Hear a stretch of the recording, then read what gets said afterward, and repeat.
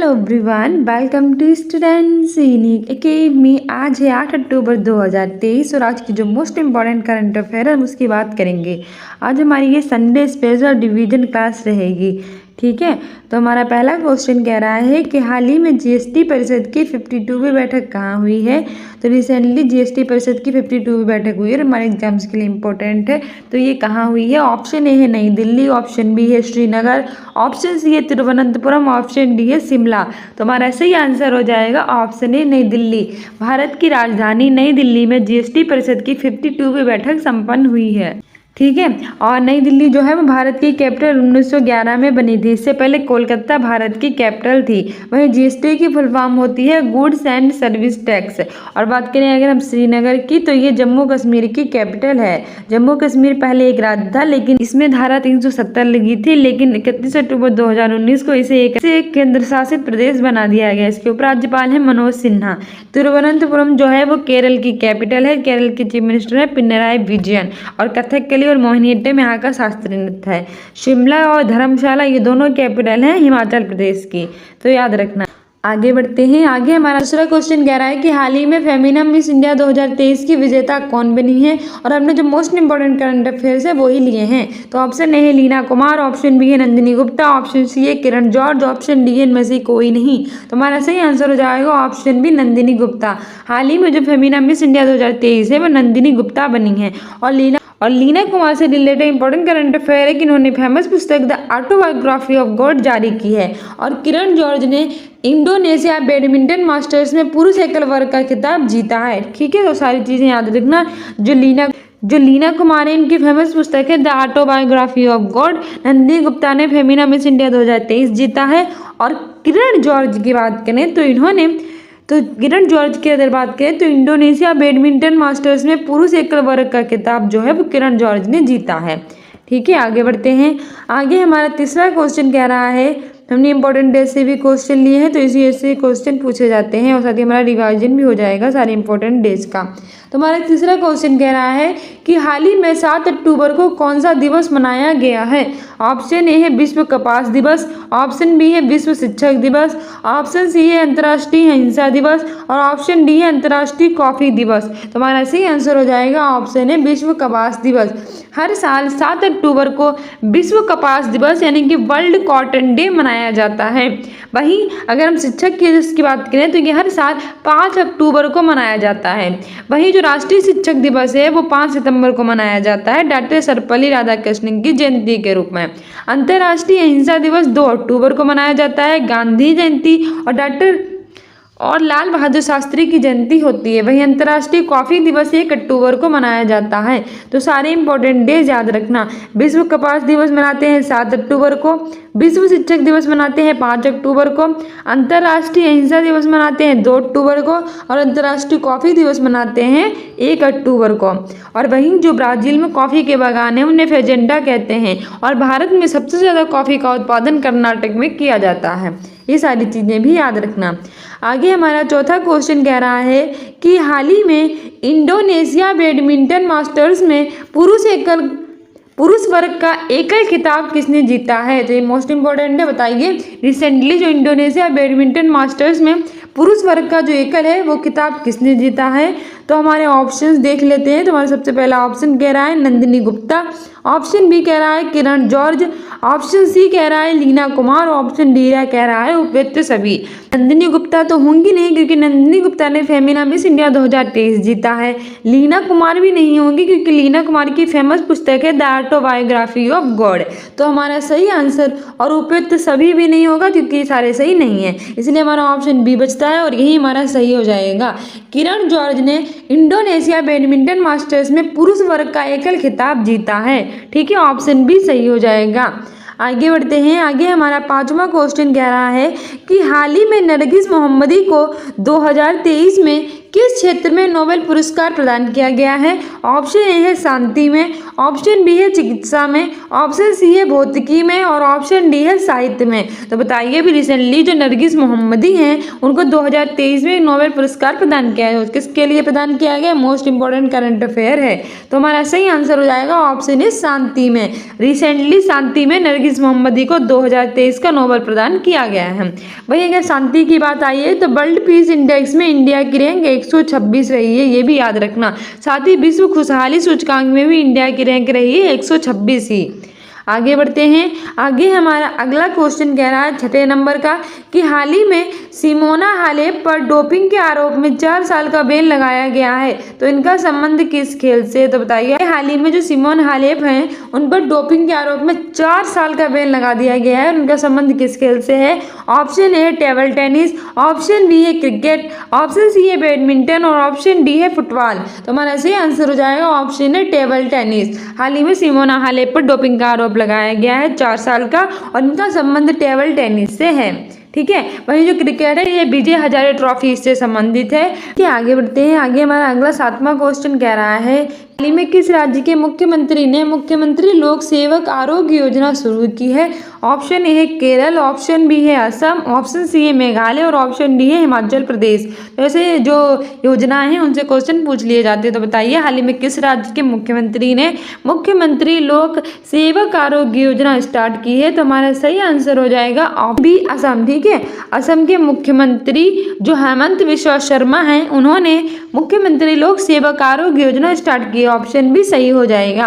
बात करें अगर असम की तो असम की कैपिटल है दिसपुर, यहाँ के चीफ मिनिस्टर हैं हेमंत बिस्वा शर्मा और यहाँ के गवर्नर हैं गुलाब चंद्र कटारिया।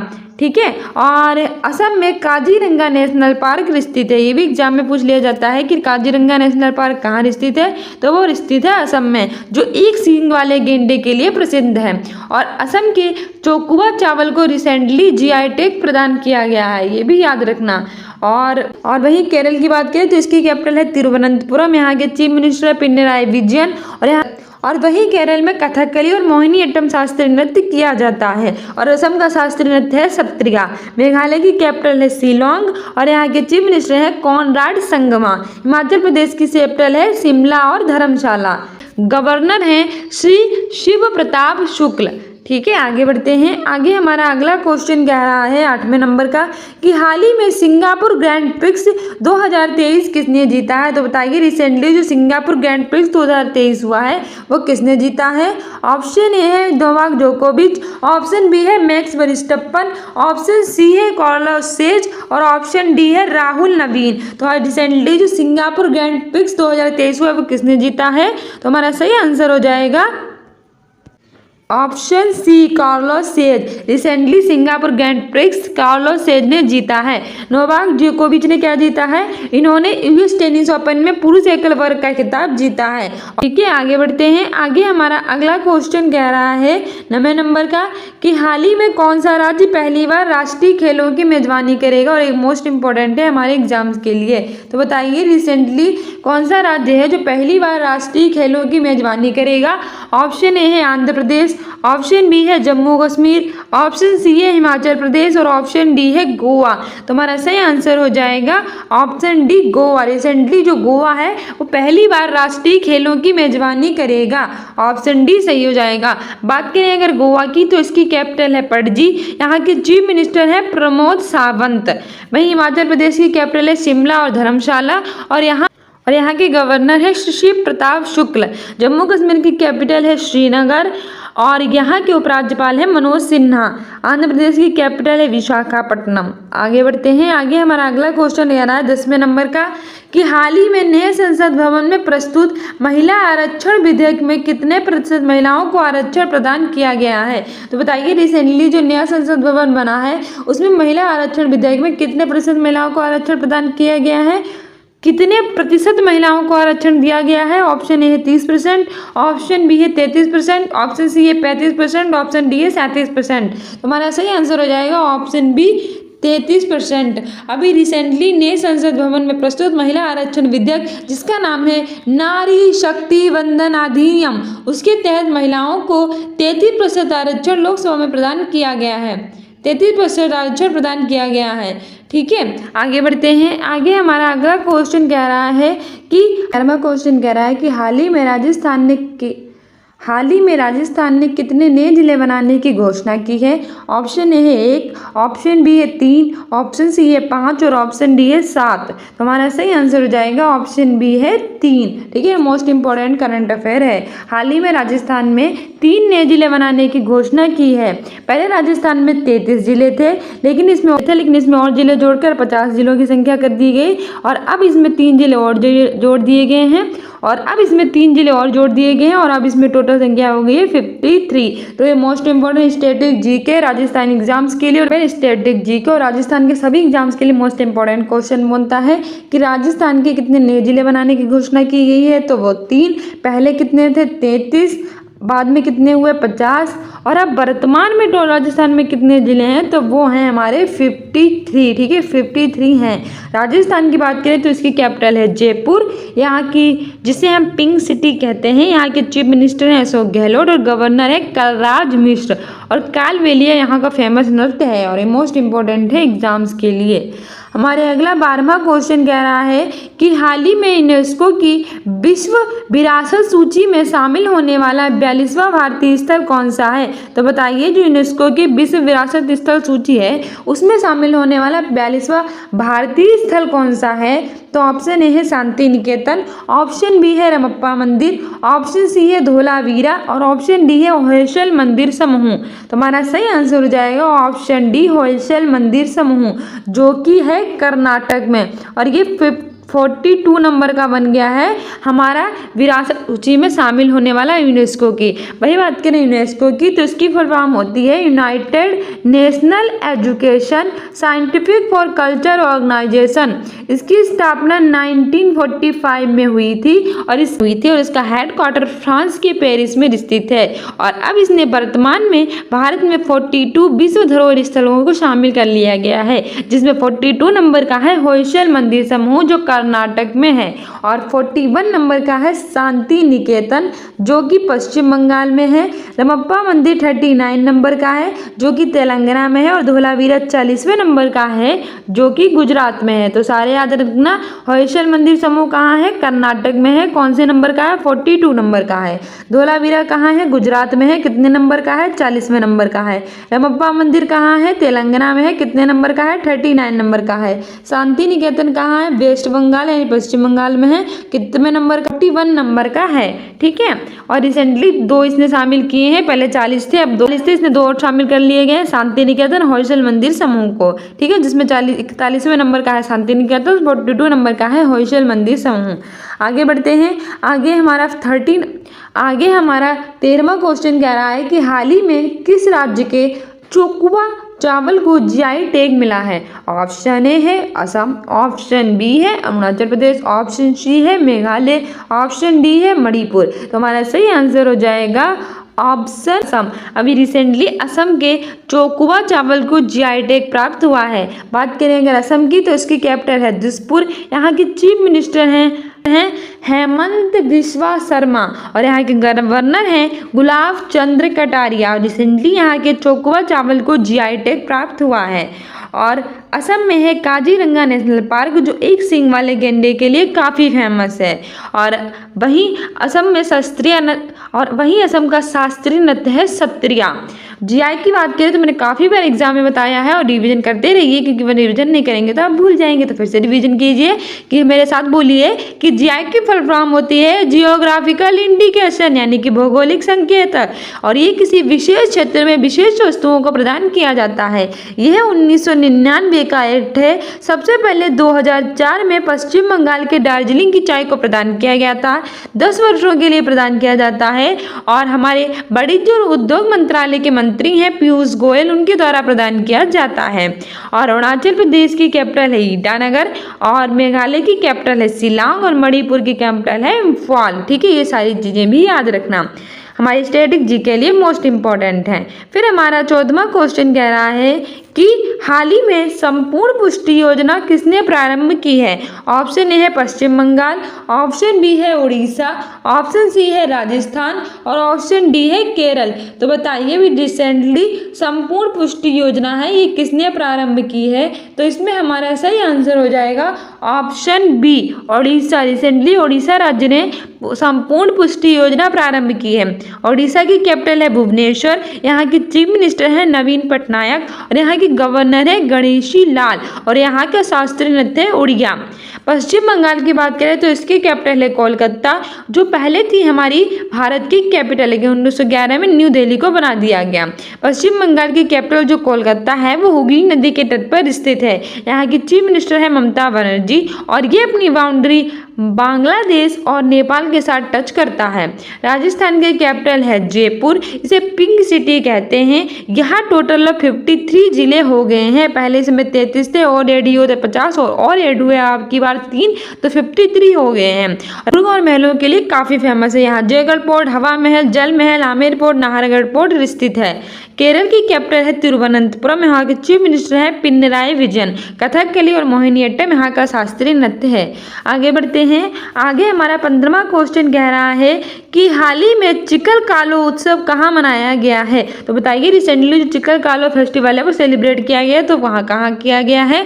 ऑप्शन ए है गोवा, ऑप्शन बी है राजस्थान, ऑप्शन सी है आंध्र प्रदेश और ऑप्शन डी है मणिपुर। तो हमारा सही हो जाएगा ऑप्शन ए गोवा। अभी रिसेंटली जो चिकल कालो फेस्टिवल है वो गोवा में सेलिब्रेट किया गया है। गोवा की कैपिटल है पणजी, यहाँ के चीफ मिनिस्टर है प्रमोद सावंत और यहाँ अब चिकल कालो फेस्टिवल सेलिब्रेट किया गया है। राजस्थान की कैपिटल है जयपुर, अब यहाँ 53 जिले हो गए हैं। आंध्र प्रदेश की कैपिटल है विशाखापट्टनम, पहले सब लोग कह रहे थे कि अमरावती बनेगी, लेकिन रिसेंटली विशाखापट्टनम को इसकी कैपिटल घोषित कर दिया गया। तो याद रखना 2023 की मोस्ट इंपोर्टेंट करंट अफेयर है। मणिपुर की कैपिटल है इम्फाल। आगे बढ़ते हैं। आगे हमारा 16वां क्वेश्चन कह रहा है कि हाल ही में पैरा कमांडो बनने वाली पहली महिला आर्मी सर्जन कौन बनी है? तो बताइए रिसेंटली जो पैरा कमांडो बनने वाली पहली महिला आर्मी सर्जन है वो कौन बनी है? तो ऑप्शन ए है पायल झाबड़ा, ऑप्शन बी है नंदिनी गुप्ता, ऑप्शन सी है लीना कुमार और ऑप्शन डी है कार्लोस सेज। तो हमारा सही आंसर हो जाएगा ऑप्शन है पायल झाबड़ा। जो हमें पैरा कमांडो बनने वाली पहली महिला आर्मी सर्जन है वो पायल झाबड़ा बनी है। वही नंदिनी गुप्ता फेमिना मिस इंडिया 2023 बनी है। लीना कुमार की फेमस पुस्तक है द ऑटोबायोग्राफी ऑफ गॉड और कार्लोस सेज ने सिंगापुर ग्रैंड प्रिक्स 2023 जीता है। सिंगापुर में भी सहारा है, कार्लोस में भी सहारा है, तो यहाँ से याद रखना कार्लोस सेज ने सिंगापुर ग्रैंड प्रिक्स 2023 जीता है। लीना मतलब लीला वो करते हैं जिनके पास भगवान लीला करते हैं, यानी कि गॉड ऑटोबायोग्राफी ऑफ गॉड है लीना कुमार की। और नंदिनी गुप्ता, नंदिनी जो थी फेमिना मिस इंडिया 2023 बनी है। नंदिनी नाम दे चुके मूवी में नंदिनी था ना ऐश्वर्या राय का नाम, तो वो हमारी मिस वर्ल्ड बनी है। तो फेमिना मिस इंडिया जो है वो नंदिनी गुप्ता बनी है, ऐसे याद कर लेना है थोड़ा सा रिलेट करके। और पायल झाबड़ा है वो हमारी 2023 और जो पायल झाबड़ा है वो हाल ही में पैरा कमांडो बनने वाली पहली महिला आर्मी सर्जन बनी है। तो ये सारी चीज़ें याद रखना। फिर हमारा 17वां क्वेश्चन कह रहा है, हमारे 2-3 क्वेश्चन और बचे हैं क्योंकि हमने 20 क्वेश्चन मोस्ट इंपॉर्टेंट लिए हैं। करंट अफेयर में एकदम रामबाण साबित होंगे। आने वाले पेट एग्जाम, यूपी SSC का कोई भी एग्जाम, यूपी का, राजस्थान का, बिहार का या फिर किसी भी एग्जाम, पुलिस का या फिर किसी भी स्टेट का कोई भी एग्जाम है, करंट अफेयर आपके लिए मोस्ट इंपॉर्टेंट होगी। तो जल्दी से हमारी स्टूडेंट्स यूनिक अकेडमी को सब्सक्राइब कर लीजिए चैनल को। हम जो कम्युनिटी पोस्ट में क्विजेस डालते हैं उनको अटेंड किया कीजिए क्योंकि वो आपके एग्जाम एकदम रामबाण साबित होंगे। और साथ ही हमने आपकी प्लेलिस्ट बना रखी है करंट अफेयर की, वो सारी देख लीजिए। और साथ ही पेट की कोई तैयारी कर रहा है तो हमने नई सीरीज बनाई है यूपी SSC पेट के नाम से हमने यूपी SSC पेट के नाम से एक प्लेलिस्ट बना रखी है, उसे अटेंड कीजिए। और साथ ही हम प्रैक्टिस सेट करवा रहे हैं तो उसे भी सॉल्व कीजिए, उसके भी हमने प्लेलिस्ट बना रखी है, ठीक है। तो ऑप्शन हमारा 17वां क्वेश्चन कह रहा है कि हाल ही में मालदीव के नए राष्ट्रपति कौन बने हैं? ऑप्शन ए है मोहम्मद मोइज्जू, ऑप्शन बी है जो बाइडेन, ऑप्शन सी है व्लादिमीर पुतिन और ऑप्शन डी है द्रौपदी मुर्मू। तो हमारा सही आंसर हो जाएगा ऑप्शन है मोहम्मद मोइज्जू। और मैंने आपको आज भी करवाया था माँ से मालदीव और माँ से मोहम्मद, तो ऐसा याद कर लीजिए मालदीव के नए राष्ट्रपति मोहम्मद मोइज्जू बने हैं, ठीक है। और मालदीव की कैपिटल है माले। वही जो बाइडेन है ये राष्ट्रपति कहाँ के हैं? अमेरिका के। और 2023 में गणतंत्र दिवस के अवसर पर भारत की मुख्य अतिथि जो बाइडेन रहेंगे। व्लादिमीर पुतिन है रसिया के राष्ट्रपति और द्रौपदी मुर्मू है हमारी इंडिया की राष्ट्रपति। तो सारे राष्ट्रपति याद रखना। मालदीव के नए राष्ट्रपति हैं मोहम्मद मोइज्जू, जो बाइडेन है अमेरिका के राष्ट्रपति, व्लादिमीर पुतिन है रसिया के और द्रौपदी मुर्मू है हमारे इंडिया की राष्ट्रपति। आगे बढ़ते हैं, आगे हमारा 18वां क्वेश्चन क्या कह रहा है देख लेते हैं। हमारे 2 क्वेश्चन और बचे हैं। 18वां क्वेश्चन कह रहा है कि हाल ही में किसने ईडी के डायरेक्टर के रूप में कार्यभार संभाला है। ऑप्शन ए है राहुल नवीन, ऑप्शन बी है कार्लोस सेज, ऑप्शन सी है नोवाक जोकोविच, ऑप्शन डी है रघु श्रीनिवासन। तो हमारा सही आंसर हो जाएगा ऑप्शन ए राहुल नवीन। अभी रिसेंटली ईडी के डायरेक्टर के रूप में कार्यभार राहुल नवीन जी ने संभाला है।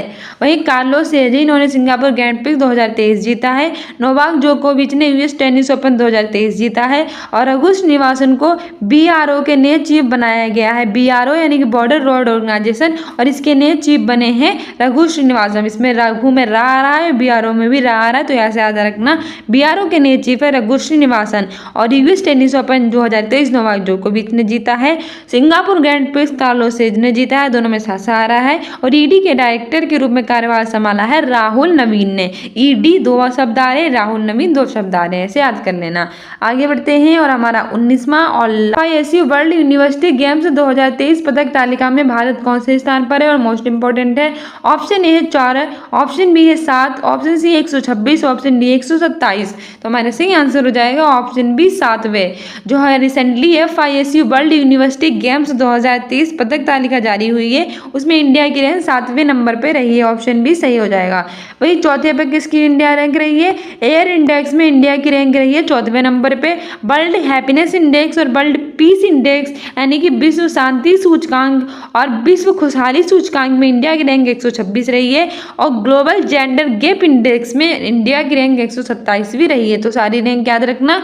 यूनिवर्सिटी वर्ल्ड 2023 पदक तालिका में भारत 7वें नंबर पे रहा है। एयर इंडेक्स में चौथे पे रहा है। वर्ल्ड पीस और वर्ल्ड हैप्पीनेस में 126 पे रहा है। ग्लोबल जेंडर गैप में 127वें नंबर पे रहा है। फिर हमारा 20 क्वेश्चंस और आज का लास्ट और मोस्ट इंपोर्टेंट क्वेश्चन कह रहा है, हमने जीआई टैग से लिया है। तो हाल ही में जम्मू कश्मीर के किस उत्पाद को जीआई टैग मिला है। तो बताइए, रिसेंटली जो जम्मू कश्मीर है उसके कुछ उत्पादों को जीआई टैग प्रदान किया गया है। कलारी, ऑप्शन बी है बसोली पेंटिंग, ऑप्शन सी है कश्मीरी केसर, ऑप्शन डी है उपयुक्त सभी। तो हमारा सही आंसर हो जाएगा ऑप्शन डी उपयुक्त सभी। रिसेंटली कलारी, बसोली पेंटिंग और कश्मीरी केसर, जम्मू कश्मीर के इन तीनों उत्पादकों को जीआई टैग प्रदान किया गया है। ठीक है, तो ऑप्शन डी सही हो जाएगा। बात करें अगर इसमें से जम्मू कश्मीर की, तो जम्मू कश्मीर की कैपिटल है श्रीनगर। इसमें पहले धारा 370 लगी थी और ये एक राज्य था, लेकिन अब इसमें धारा 370 को हटाकर इसे एक केंद्र शासित प्रदेश बना दिया गया है और इसके उपराज्यपाल है मनोज सिन्हा। और रिसेंटली इसके उत्पादन को जीआई टैग प्रदान किया गया है। जीआई की बात करें तो इसकी फॉर्म होती है जियोग्राफिकल इंडिकेशन यानी भौगोलिक संकेतक। एक विशेष क्षेत्र में विशेष वस्तुओं का प्रदान किया जाता है। 2004 में सबसे पहले पश्चिम बंगाल के दार्जिलिंग की चाय को मिला था। 1999 का एक्ट है, 10 वर्षों के लिए प्रदान किया जाता है और हमारे वाणिज्य और उद्योग मंत्रालय के जो पीयूष गोयल हैं उनके द्वारा प्रदान किया गया है। ठीक है, और अभी रिसेंटली कलारी, बसोली पेंटिंग और कश्मीरी केसर तीनों को जीआई टैग मिला है। ओ माय गॉड, आप लोगों के लिए एक सरप्राइज है। हमने 20 नहीं 25 क्वेश्चंस लिए हैं, यानी कि आपको 5 जो क्वेश्चंस है वो बोनस में मिले हैं। तो जल्दी से 5 मोस्ट इंपोर्टेंट क्वेश्चंस और हैं, उनको भी रिवाइज कर लीजिए, जो आपके एग्जाम में एकदम रामबाण साबित होंगे। ठीक है, तो हमारे जो 21 नंबर का क्वेश्चन कह रहा है कि Tata literature lifetime achievement पुरस्कार 2023 हाल ही में किसे प्रदान किया गया है। ऑप्शन ए है CS लक्ष्मी, ऑप्शन बी है doctor Joita Gupta, option C है नंदिनी गुप्ता और ऑप्शन डी है लीना कुमार। तो सबसे पहले मैंने आपको इतने ज़्यादा रिवाइज करा दिया है तो आपको 2 मिनट में याद हो जाएगा। तो सबसे पहले वो ऑप्शंस काटिए जो आपको अच्छे से आते हैं। तो नंदिनी गुप्ता तो होगा नहीं, क्योंकि मैंने बहुत बार आपको बताया है कि फेमिना मिस इंडिया 2023 नंदिनी गुप्ता बनी है, तो ये तो बन नहीं सकती। तो फिर लीना कुमार को भी हटा दीजिए, क्योंकि लीना कुमार की फेमस पुस्तक है द ऑटोबायोग्राफी ऑफ गॉड।